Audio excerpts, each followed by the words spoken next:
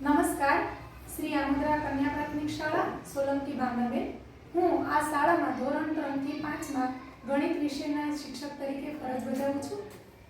ગયા વર્ષે જ અમારી શાળાના જ વિદ્યાર્થીઓ ઉના તાલુકાની જે મેથ્સ કોમ્પિટિશન હતી તેમાં એક જ મિનિટમાં 100 દાખલા ગણવાની કોમ્પિટિશન રાખેલી, જેમાં અમારા જ વિદ્યાર્થીઓ વિજેતા થયેલા.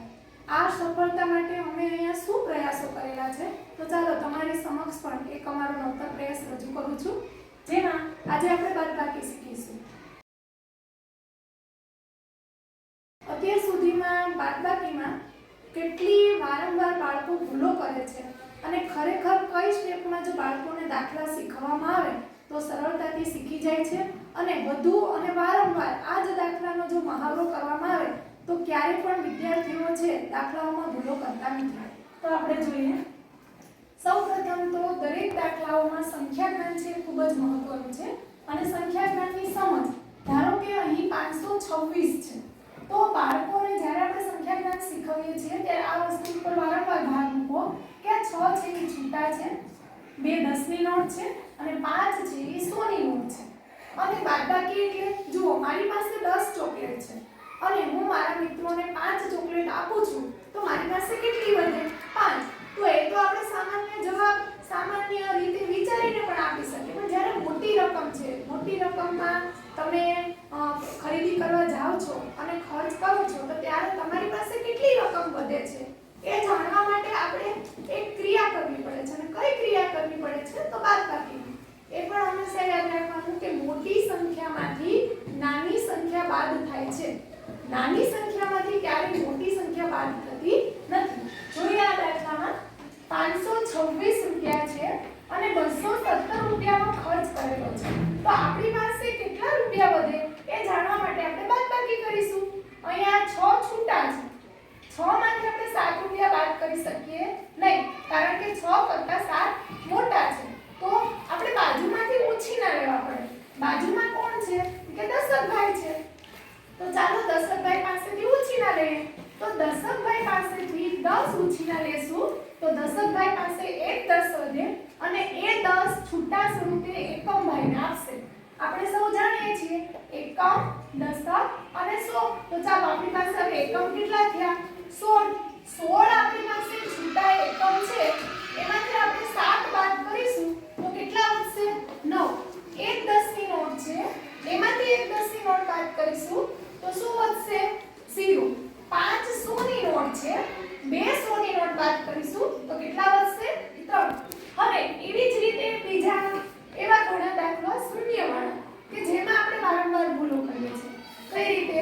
તો જોઈએ, આપણે આગળ શીખ્યા કે નાનીમાંથી મોટી રકમ બાદ થાય નહીં, તો બાજુમાંથી આપણે ઉછીના લેવા પડે. 6 એકમમાંથી 7 બાદ થશે નહીં તો દશક પાસે ઉછીના લેશે. તો અહીંયા તો જુઓ, દશકભાઈ પાસે તો શૂન્ય છે, એની પાસે કાંઈ નથી, તો દશકભાઈ કોની પાસે ઉછીના લેશે? 100 પાસે. તો 100 ભાઈ એક 100ની નોટ આપશે એટલે 3 જે 100ની નોટ હતી ત્યાં 2 થઈ જશે. એક 100ની નોટ દશકભાઈને આપે એટલે અહીંયા 10 10ની નોટ એટલે 100 થશે અને દશકભાઈ એક 10 છૂટાના 10 ના રૂપિયા એકમભાઈને આપશે એટલે અહીંયા જે 10 10ની નોટ હતી એ 9 થઈ જશે. આપણે દાખલામાં 9 મૂકી દઈએ છીએ, પણ 9 કેમ મૂકીએ છીએ, શા માટે 9 આવ્યા છે એની જાણકારી હોવી જરૂરી છે. તો આ માટે 9 આવે છે, પછી વારે આપણે 10 મૂકવાની જરૂર નથી. 10 ને 6 જે આપણે સરવાળો કરીએ છીએ, જે સંખ્યા જ્ઞાનમાં શીખી ગયા, 10 ને 2 12, 10 ને 5 15, 10 ને 6 16. 16 માંથી 7 જશે, 9 વધશે. 9 10ની નોટ છે, 4 જશે તો 5 10ની નોટ વધે. 2 100ની નોટ છે, 2 જશે તો 0. હવે શું થાય? અહીંયા ત્રીજા દાખલામાં જુઓ, અહીંયા શૂન્ય છે તો આપણે અહીંયા શું ભૂલો કરીએ કે અહીંયા શૂન્ય જોઈએ અને આપણે સીધા 9 જ મૂકી દઈએ. પણ પહેલા જુઓ, શૂન્ય એટલે કંઈ છે નહીં, એમાંથી આપણે 5 એકમ બાદ ન કરીએ તો પહેલા તો આપણે બાજુમાંથી ઉછીના લેવા પડે. બાજુવાળા પાસે કંઈ નથી તો 100 પાસેથી જે ઉછીના લીધા એમાં 6 100ની નોટ હતી એ 5ની નોટ થઈ. એણે દશકને શું ઉછીના આપ્યા? એક 100ની નોટ. એક 100ની નોટ એટલે કેટલી 10ની નોટ? 10 10ની નોટ. અને એમાંથી એક 10ની નોટ એકમને આપી એટલે અહીંયા થઈ ગયા